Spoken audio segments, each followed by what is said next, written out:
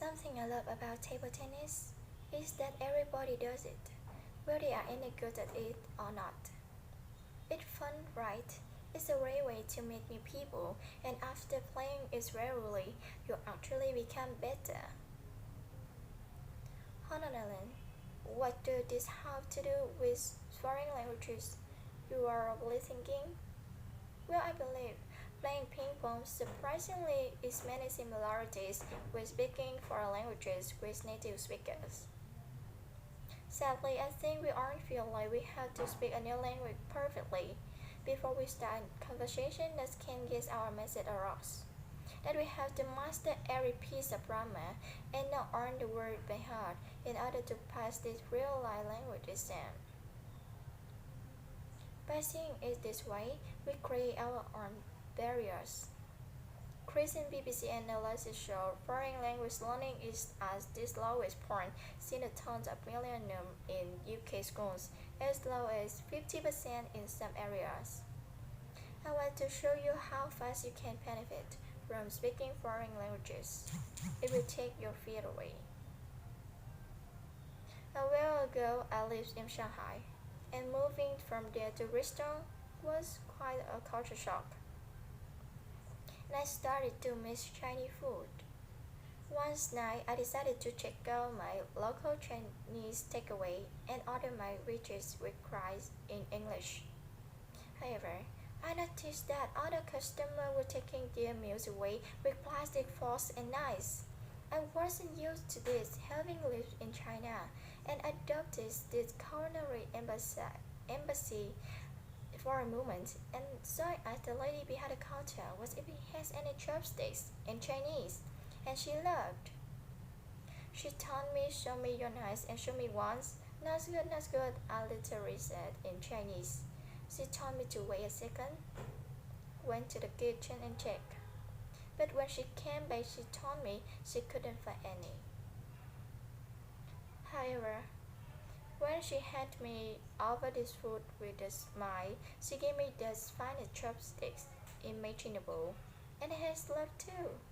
I said I thanked her warmly and said goodbye in Moroccan Chinese.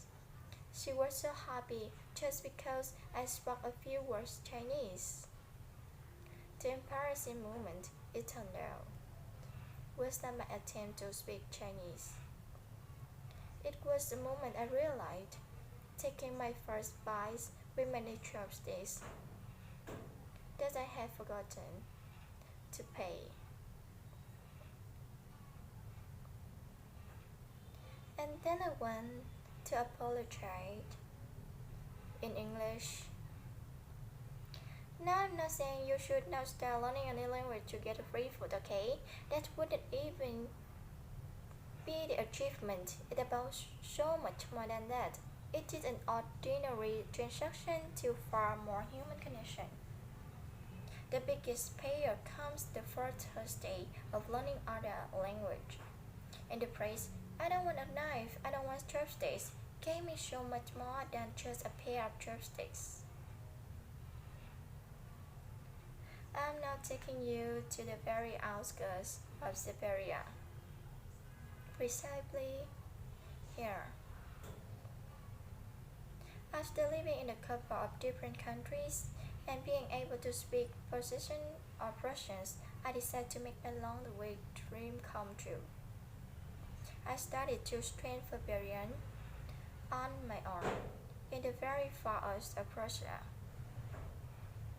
I arrived sick alone in the evening and said goodbye to my culture from host Ilya and a little Siberian town called Khabarovsk. I was about the word to a 12-hour train journey to a little town near the Chinese border called Magicians. I climbed to the stair and boarded the long train that looked like the can it hadn't been shut in some time and entered the third-class carriage. I found my place and was about to prepare my bed for the night. The train guard came and checked my tickets and asked me a couple questions I didn't understand. Luckily, 3 people on the other side of the aisles helped me because my croissant wasn't fluent back then. However,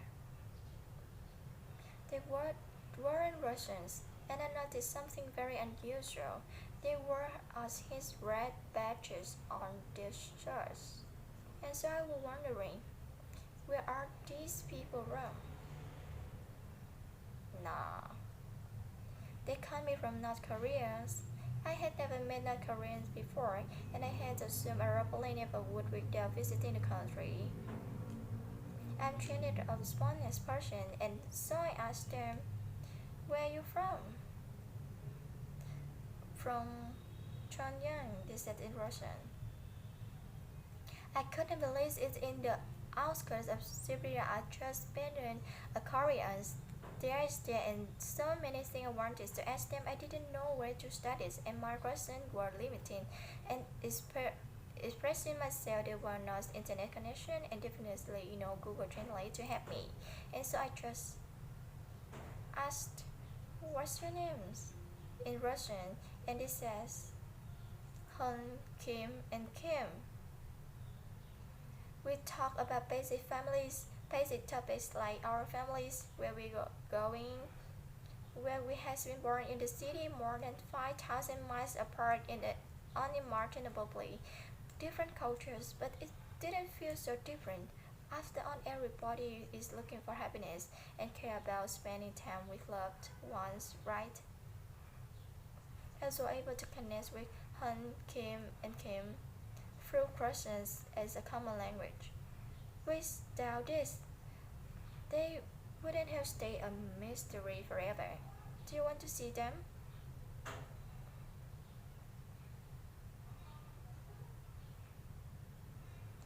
Han, Kim, and Kim, and the woman from the Prostellan takeaway were only a few examples.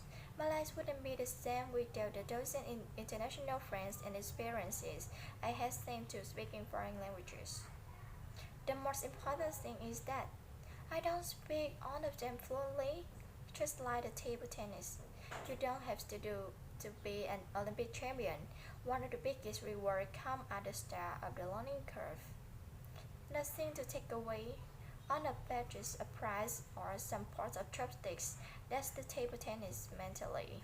Start, start enjoying things you may not be a good at, and this message I try with languages. After all your favorite speaking foreign languages is nothing compared to the benefits of new experiences waiting for you. Good luck.